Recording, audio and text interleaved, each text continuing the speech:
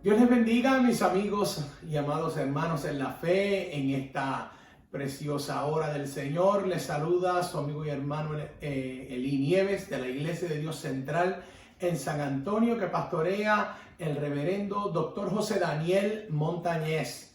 Está siendo un día precioso afuera y en esta semana continuamos con el estudio bíblico sobre el Salmo 91. Por el libro escrito por la maestra Peggy Joyce Ruth, Salmo 91, historias verídicas del escudo protector de Dios de la casa Creación, escrito en el 2010. Esta hermana es esposa de pastor en la ciudad de Brownwood, Texas, y ella tiene unos testimonios tremendos en este libro sobre cómo el Señor nos protege a través de su palabra. Vamos a hacer una oración para que podamos entrar directamente a la palabra. Amén. Voy a bajar esto aquí un poquito, porque la señora directora me está diciendo que baje la cabeza, así que vamos a hacer lo que ella dice. Amén. Oramos. Padre, en el nombre de Jesús te damos toda la gloria, toda la honra, toda la alabanza, porque tú eres bueno, para siempre es tu misericordia. Señor, tu verdad es por todas las generaciones, Señor. Tu amor nunca se acaba, no tiene altura ni profundidad. Señor amado, no tiene anchura ni espesor, Padre Santo, que se puedan medir. Padre Santo, porque son infinitos, mi Dios, en esta hora. Te ruego que bendigas tu palabra en nuestros corazones y nuestras vidas, Padre, que nos prosperes a través de ella. Señor amado, en esta hora te ruego que esta palabra cale en lo profundo del corazón de cada uno de nosotros y que no seamos oidores olvidadizos, Señor, sino que seamos hacedores de tu palabra. En esta hora te pedimos todo en el nombre poderoso de Jesús. Amén, Señor. Amén, amén. Hermanos, como les dije, seguimos con el tema del Salmo 91. Vamos a estar cubriendo los versos del 7 al 9. Salmo 91 del 7 al 9. Y le he titulado a este estudio, Aunque caigan mil. Amén. La verdad central para este estudio bíblico dice: las promesas de Dios ofrecen no solo la recuperación de toda maldad, sino la prevención para que la maldad no llegue a nosotros. Amén. El Señor nos tiene cubiertos en todas las áreas, en todas las facetas. La lectura para este día es el Salmo 91, versos del 7 al 9. Salmo 91, del 7 al 9. Dice la palabra del Señor en el nombre del Padre, del Hijo y del Espíritu Santo. Amén. Caerán a tu lado 1000 y 10,000 a tu diestra, mas a ti no llegará. Ciertamente con tus ojos mirarás y verás la recompensa de los impíos, porque has puesto a Jehová, que es mi esperanza, al Altísimo por tu habitación. Damos gracias al Señor por su palabra en esta hora y le pedimos al Señor que hable a nuestras vidas con poder. Amén. Los propósitos para esta lección son: número 1, el establecer que la fe es lo que traslada las promesas de Dios desde lo que no se ve hasta lo que se ve. Número 2 es entender que la palabra de Dios hace provisión para que estemos seguros aún en medio de la batalla. Número 3, caminar en confianza de que nada llegará a nosotros sin que se enfrente al escudo de protección de nuestro Dios. Él tiene un escudo puesto sobre nosotros. Amén. Y el propósito número 4 es saber que el juicio de Jehová será derramado sobre los que se levantan contra nosotros en impiedad. Amén. Así que para aquellos que se levantan contra nosotros, mira, nosotros no tenemos que hacer nada, porque el Señor ha de hacer juicio en favor nuestro. Amén. La introducción dice: es imperante, hermano, imperante quiere decir muy importante, que nuestra vida demuestre nuestra fe. Es necesario, hermanos, que mantengamos las promesas de Dios vivas y activas en nuestras vidas a través de nuestra fe. Es necesario que nuestro entendimiento sea renovado para que entendamos que las promesas de Dios abarcan la totalidad de nuestras vidas, tanto lo espiritual como lo físico. Es por eso que, hermanos, que el Salmo 91 tiene promesas para nuestras vidas que deben ser entendidas y tomadas, no solo en lo espiritual, sino también en lo físico. Vamos a comenzar hablando sobre creyendo a la totalidad de sus promesas. ¿Alguna vez hemos pensado en el verdadero significado de este versículo que acabamos de leer? ¿Caminaríamos nosotros con la valentía de confiar en la palabra de Dios, que es lo suficientemente real como para proveer literalmente la protección física, además de la protección espiritual? No todas las personas podrán experimentar la seguridad de esta palabra en el Salmo 91, ya que por la falta de fe en sus vidas pierden la cobertura. Dijimos la semana pasada, mis hermanos, que la fe es la decisión de creer a lo que Dios ha prometido sin que importe lo que estemos viendo o lo que estemos viviendo. Las promesas de Dios no cambian por el hecho de que nosotros estemos bajo una cuarentena y que no podamos reunirnos en el templo como de costumbre.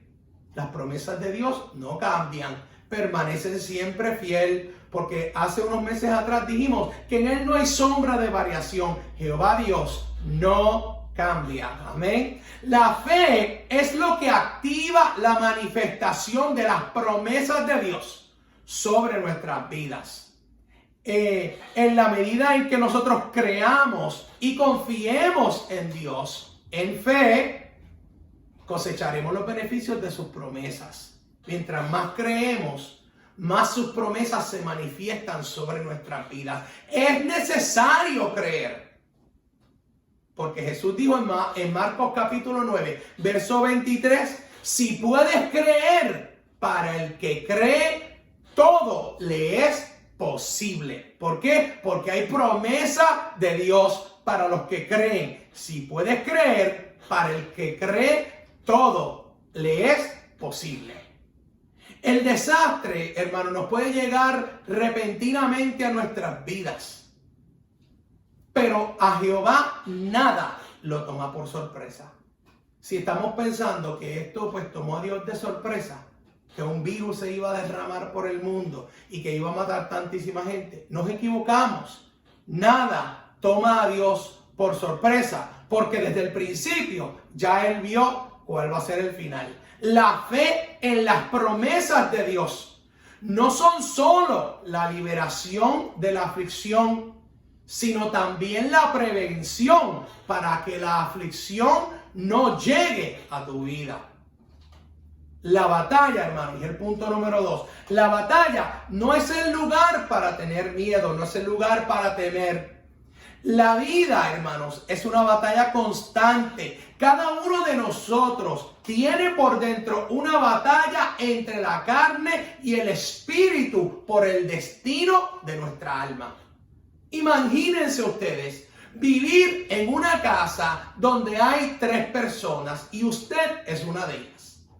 Y las otras 2 personas están constantemente peleándose una con la otra para decidir cuál va a ser su futuro.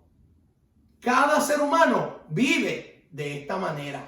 En Gálatas capítulo 5, verso 17, el apóstol Pablo nos dice: porque el deseo de la carne es contra el espíritu y el del espíritu contra la carne. Y estos se oponen entre sí, o sea, siempre están peleando para que no hagáis lo que quisiereis.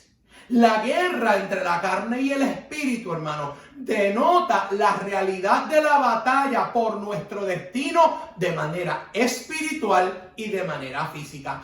Ahora, imagínense la misma guerra dentro de alguien sin la fe para confiar en las promesas de Jehová. Se estaban volviendo locos por esa batalla constante, esa guerra constante que hay dentro de su ser entre la carne y el espíritu, luchando por el destino de su alma. Cuando dice que caerán 1000 a tu lado y caerán 10,000 a tu mano derecha, es porque muchos que no tienen a Cristo y viven sin fe, pierden sus vidas por no dar el paso al espíritu de que sea quien venza sobre la carne. Y muchos de ellos, hermanos, no pierden solamente la vida física, sino que aún peor, pierden la vida espiritual. ¿Por qué? Porque cuando parten de este mundo, no parten a vivir eternamente, sino que parten a la muerte eterna. ¿Has notado, hermano, que cuando empezamos a ver que las cosas no están yendo bien a las personas que están alrededor de nosotros como que nos llenamos un poquito de temor? Esa es la batalla interna entre la carne y el espíritu.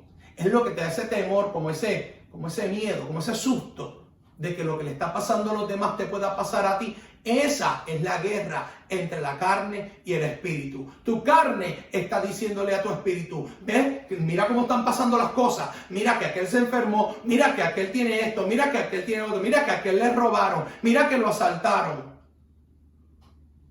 Pero el espíritu, conectado con Dios, ¿okay?, produce en nosotros obras del espíritu. Amén. Hemos dicho antes que el temor es la ley que le da poder, que potencializa el terror.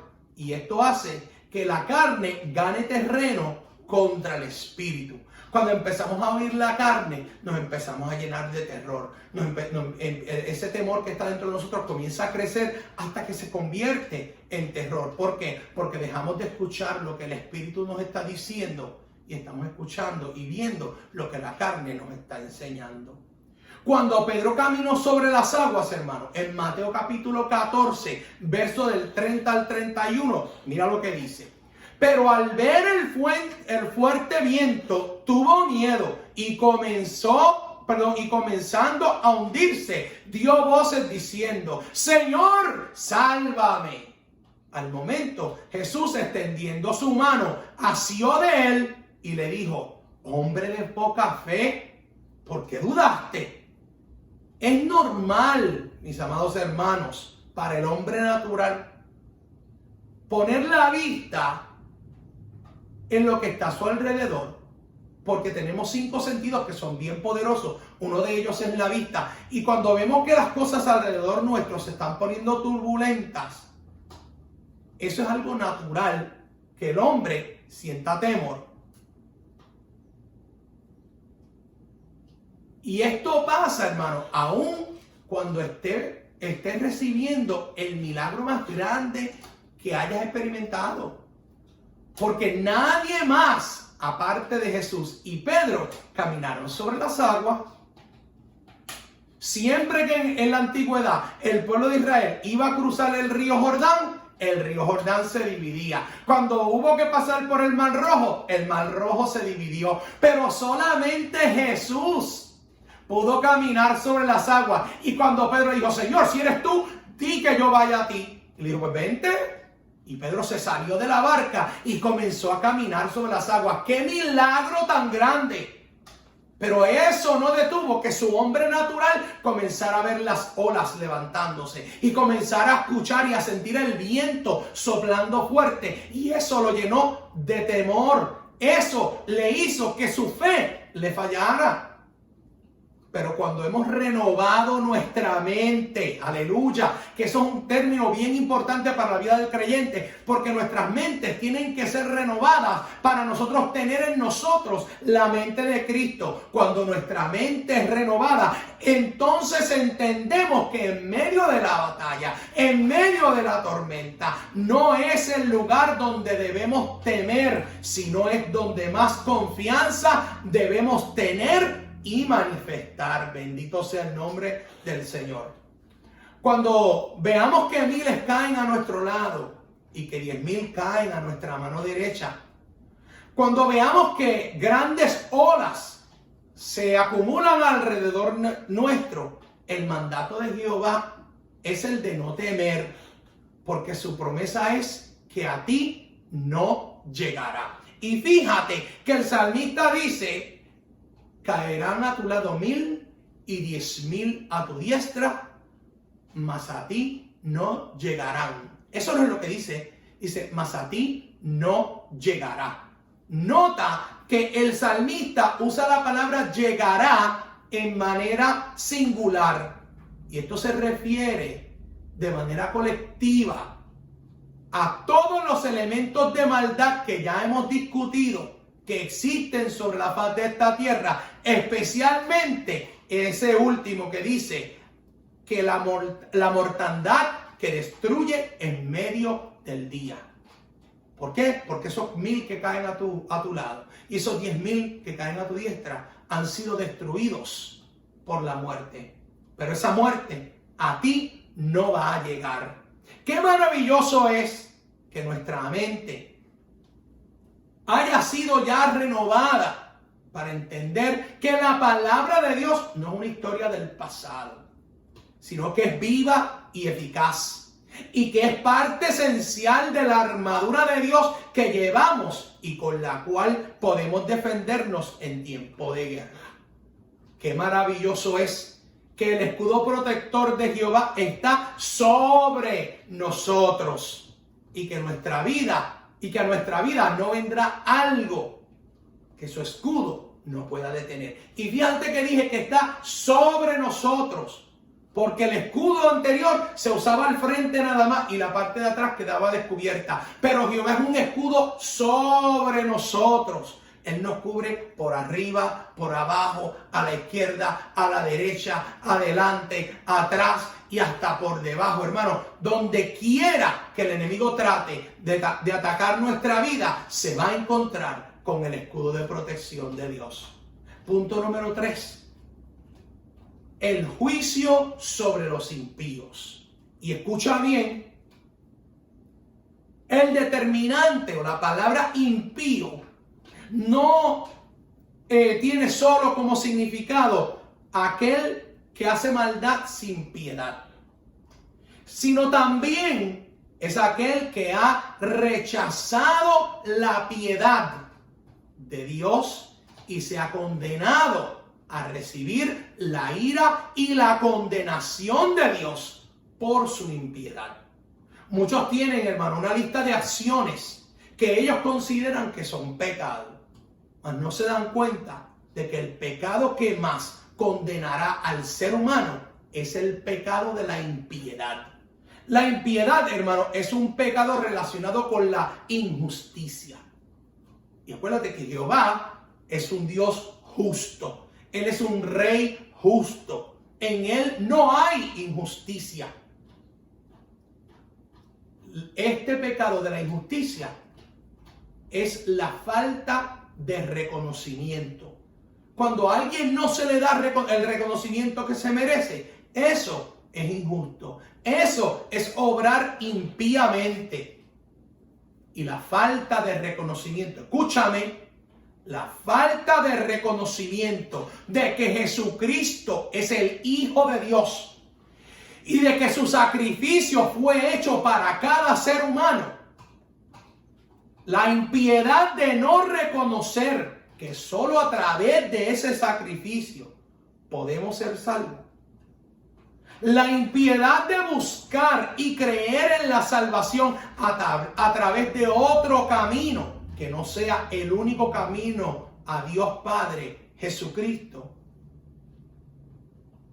Mira, hermano, un ser humano podrá ser bondadoso, amoroso, aún cumplir con todos los mandamientos y hacer todas las obras de caridad y ser en lo general lo más bueno. Aún así, la impiedad de no haber aceptado a Cristo como Salvador es suficiente para que todas sus obras y carácter sean consumidos por el fuego del juicio de Dios, como paja, madera y hojarasca, por el pecado de la impiedad. Por eso es que Caín 1000 a tu lado y 10,000 a tu derecha, caen por la impiedad. Ya que al igual que aquellos que toman la Santa Cena del Señor indignamente, porque viviendo en pecado lo hacen, hermano, sin arrepentirse lo hacen. No es que hayas pecado, es que arrepentiste.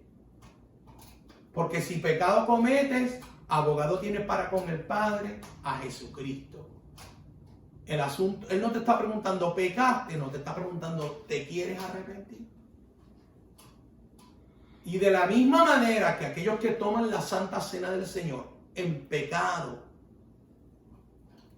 de esa misma manera los impíos serán culpados del cuerpo y de la sangre de Cristo en el día del juicio. Pero el juicio no es solo para el futuro, mis hermanos. Porque dice el verso 8, ciertamente con tus ojos mirarás y verás la recompensa de los impíos.